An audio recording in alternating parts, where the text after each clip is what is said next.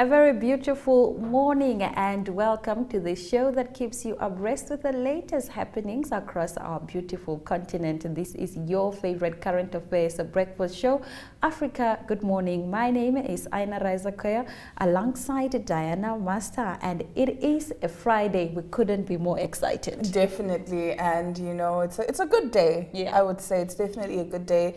We've just entered a new month, and yeah, man. No complaints from my side. Are you good? I am fantastic. Now let's get into what you can expect in today's broadcast. Zimbabwe passes a bill to punish unpatriotic acts. Agenda for BRICS meeting in Cape Town. More members and perhaps a new currency. 6 women rescued in Nigeria. Baby factory raid. We're also going to be crossing over to Mr. Mike Suchila in Zambia, and he'll keep us up to speed with the latest news that side. Stick around. We'll be back with our top stories right after this break.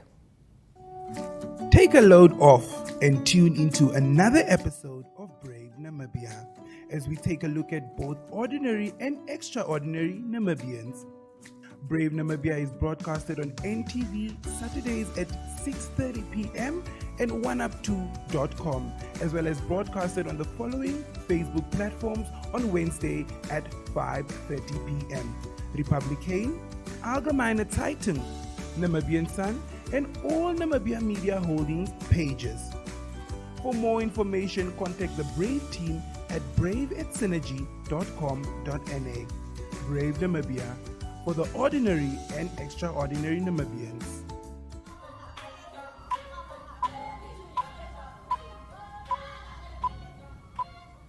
In our top stories this morning, Zimbabwe passes a bill to punish unpatriotic acts. Zimbabwe's parliament has voted in favor of a controversial bill to punish citizens for unpatriotic acts, including imposing heavy fines or even the death penalty on them. Critics have called it a dark day for democracy. The so-called patriotic clause of the Criminal Act targets those who harm the national interest of Zimbabwe. It includes any citizen who meets a representative of a foreign country with the aim of encouraging sanctions against Zimbabwe or overthrowing the government. Many senior government officials and state-owned companies are under Western sanctions over alleged human rights abuses. Now moving over to South Africa, agenda for BRICS meeting in Cape Town, more members and perhaps a new currency. The BRICS group of emerging markets is ramping up its bid for greater global influence, sensing a moment to capitalize on the splintering world order to build out its ranks beyond Brazil, Russia, India, China and South Africa. Foreign ministers from BRICS nations meeting over 2 days in Cape Town starting Thursday will be joined by counterparts from countries including Saudi Arabia, the United Arab Emirates, Egypt and Kazakhstan. On the agenda is expansion with as many as 19 countries aspiring to join and the potential establishment of a common currency. The gathering, a precursor to an August 22 to 24 summit of BRICS heads of state in Johannesburg, will showcase the bloc's goals to establish itself as a serious economic and political force. Coming at a time of heightened tensions between Washington and Beijing, the talks are also likely to fan Western concerns that the group is moving to become a counterweight to the US and European Union. Already, members have refused to join the likes of the group of 7 in blaming and sanctioning fellow BRICS nation Russia over President Vladimir Putin's full-scale invasion of Ukraine. The goals of expansion in a shared currency are aims espoused by China, and at least 2 of the country attendees in Cape Town, Iran and Cuba, are subject to US economic penalties. 6 women rescued in Nigeria baby factory raid.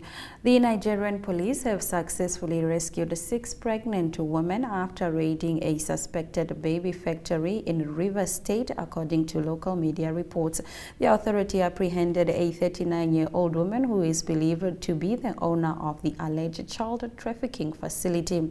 Following her arrest, the suspect admitted her involvement in the heinous crime and disclosed her long-standing engagement in the trafficking business. State Commissioner of Police Polycarp Emeka stated on Wednesday that the primary suspect and her accomplice are currently in custody. We want to be free. Filipinos demand a right to divorce. Philippine mother of three, Stella Sibonga, is desperate to end a marriage she never wanted. But divorce in the Catholic majority country is illegal and a court annulment takes years. The Philippines is the only place outside the Vatican where divorce is outlawed. Pro-divorce advocates argue the ban makes it harder for couples to cut ties and remarry and escape violent spouses. People wanting to end their marriage can ask a court for an annulment or a declaration that the nuptials were invalid from the start, but the government can appeal against those decisions. The legal process is slow and expensive. Cases can cost as much as $10,000 or more in a country plagued by poverty with no guarantee of success, and some people seeking a faster result fall for online scams. I don't understand why it has to be this difficult, said Sibonga, who has spent 11 years trying to get out of a marriage that her parents forced her into after she became pregnant. The Office of the Solicitor General, which as the government's legal representative is tasked with protecting the institution of marriage, successfully appealed the decision in 2019. Museveni said nobody will move us over anti-gay law. Ugandan President Yoweri Museveni has told of the international community over its opposition to an anti-gay law signed into law this week. Mr. Museveni insisted the signing of the law was a done deal, defying calls to have it reappealed. The signing of the anti-homosexuality bill is finished. Nobody will move us. We should be ready for war, he said in a statement after a meeting with members of his National Resistance Movement party.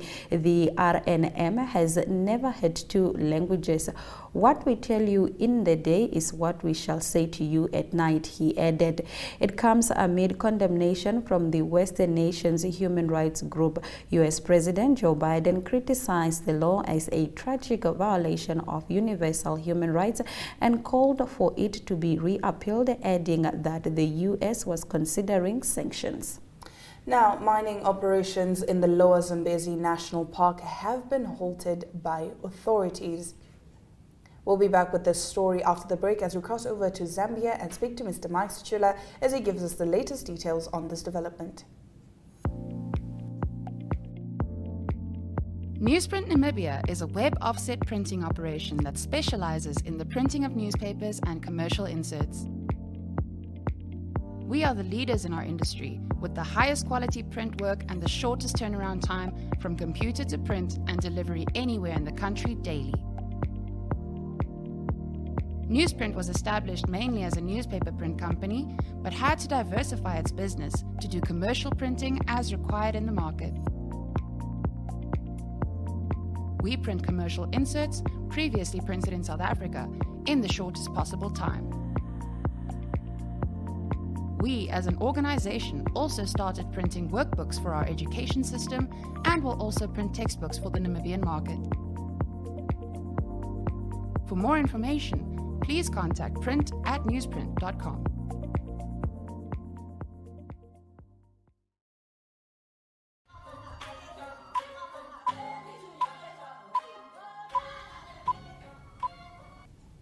Now let's cross on over to Zambia to speak to Mr. Mike Sichula as he gives us an update on the latest news that side. Good morning, Mr. Sichula. Africa, good morning. Now we begin with news that mining operations in the Lower Zambezi National Park have been halted by authorities. Could you please give us a full update? Yes, this is the latest development because before the new administration came into office, the previous administration had made plans with some investors to invest in the Lower Zambezi National Park. So the Lower Zambezi National Park is one of the national parks in Zambia that has got indigenous animals, and also it is hype to vegetation, and just as you can see from the picture, an Edo shot. So however, this development of the mine in the national park was opposed by environmentalists and other campaigners who said that it was not prudent for the government to allow. But the owners of the mine have gone ahead to do what they've done in terms of clearing and setting up offices so that they can commence deep open pit mining. But the Minister of Environment and economy has said that there's need for the owners of the mine to show the government the restoration plan that they have once the mining is complete. So this is the state of affairs. The clearing and what has been going on has now been halted, and campaigners have praised government for this move. But this decision will only likely not go as the campaigners wish, because what the mine owners have to do is just to show the government the restoration plan once the mining is done. So it is expected to take a number of weeks and probably months for a solution to be attended to. So this mining, even if it is going on, many people have opposed it because it is holding a number of tourist attraction as well as wild animals. So they are fearing that wild animals will be displaced, and it is going to be one of those dangers to the environment.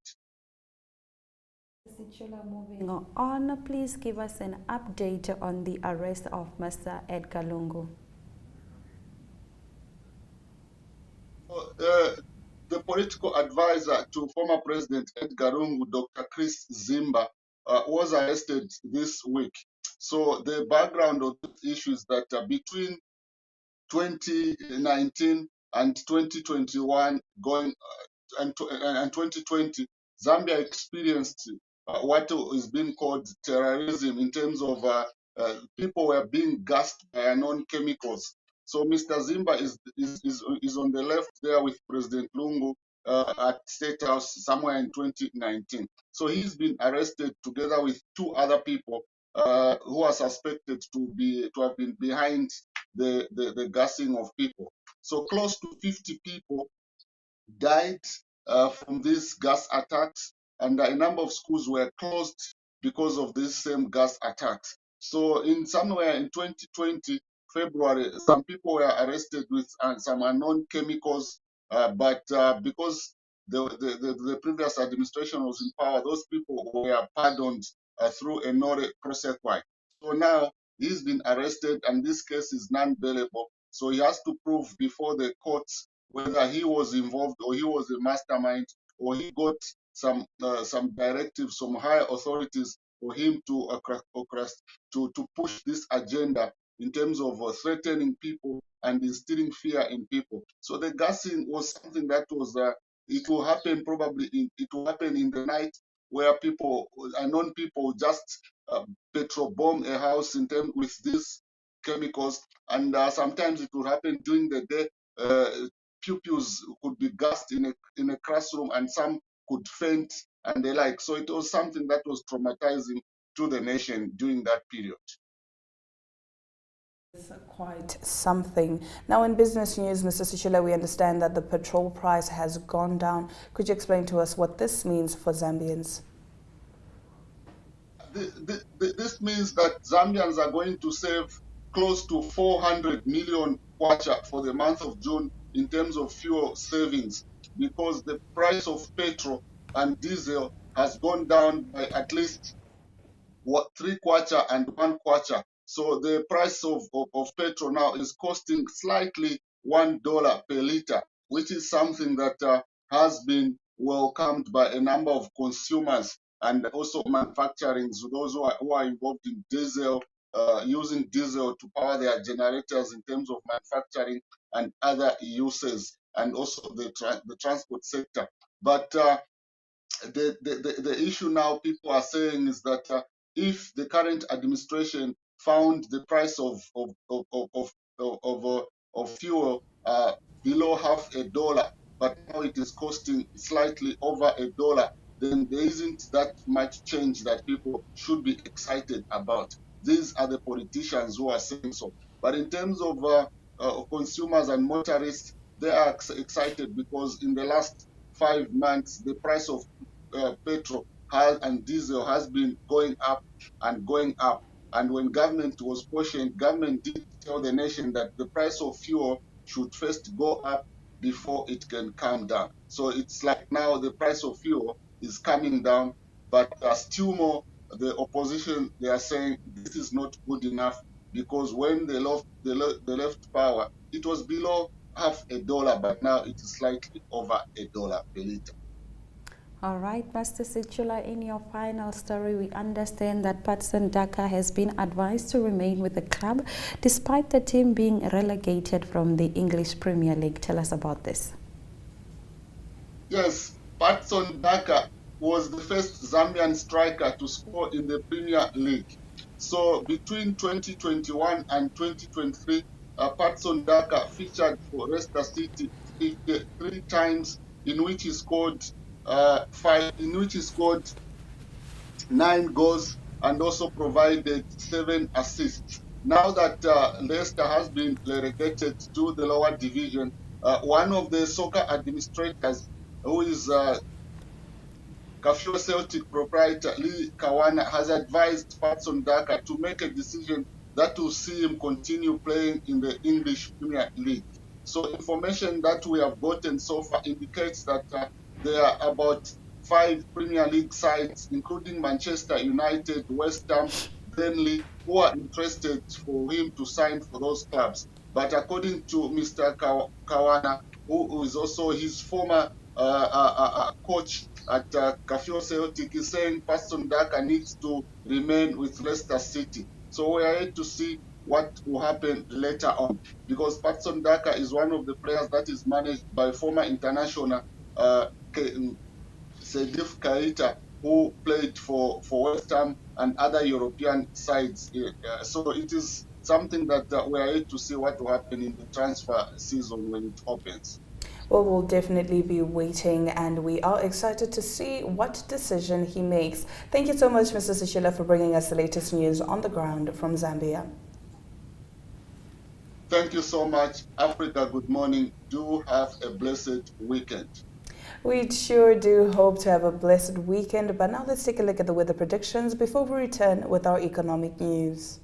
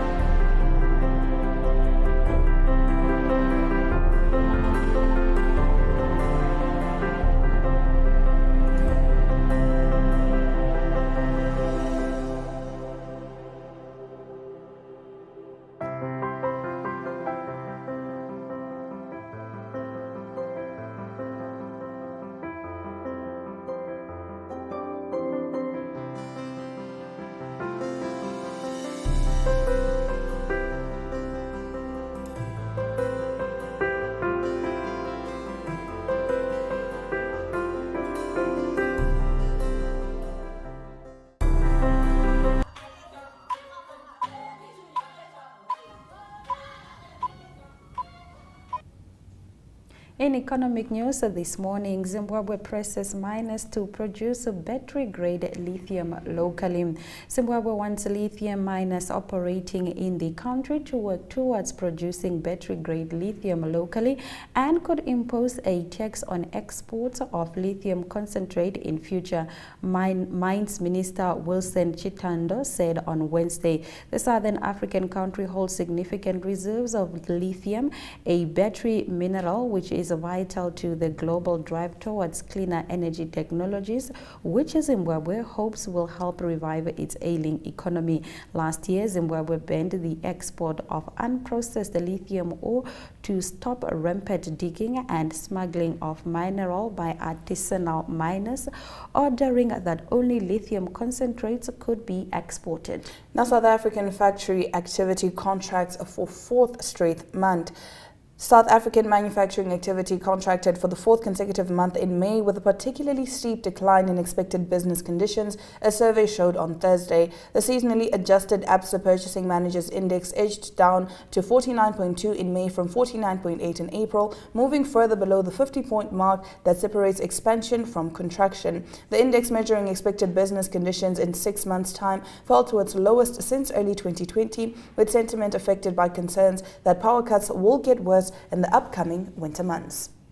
Now let's take a look at the economic indicators before we return with our sports package.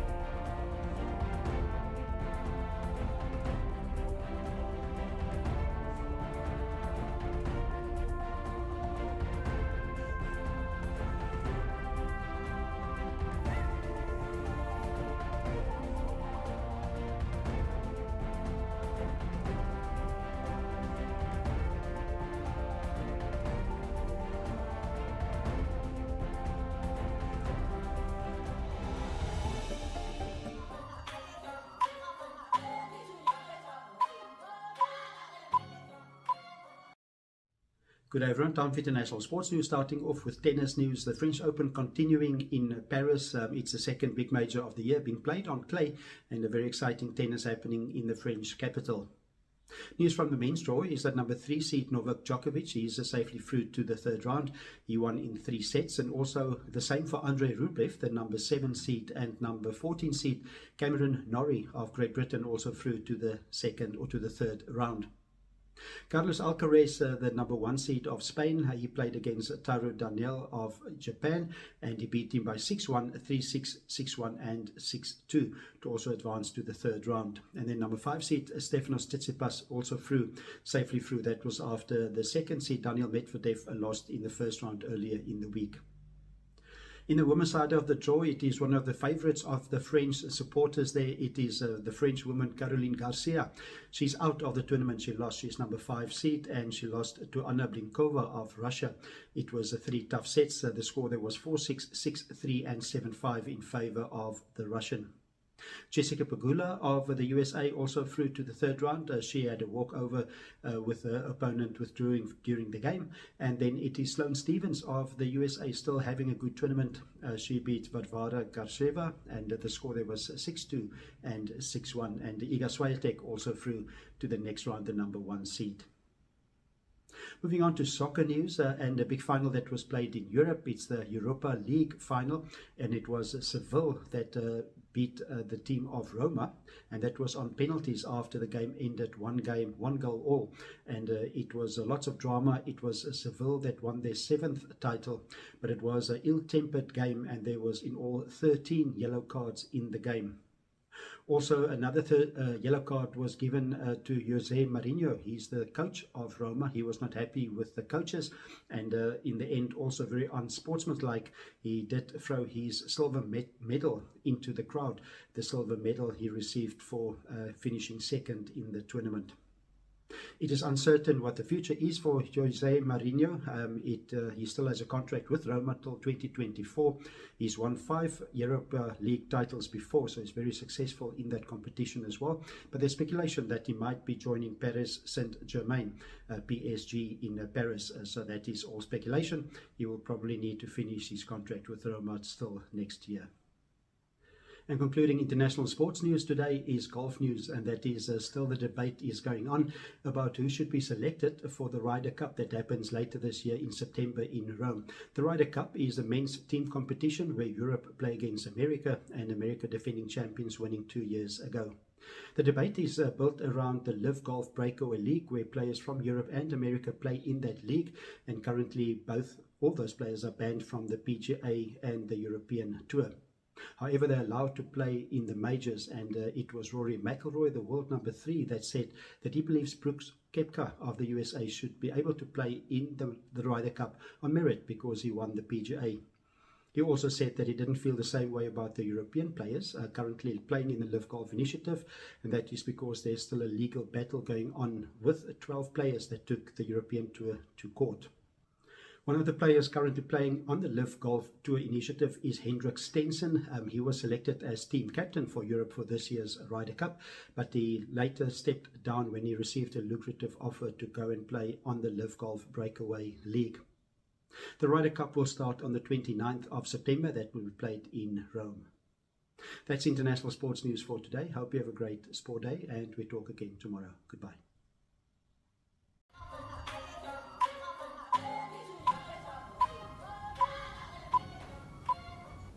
You're still watching Africa Good Morning. If you're just joining us, let's take a look at the highlights from today's broadcast.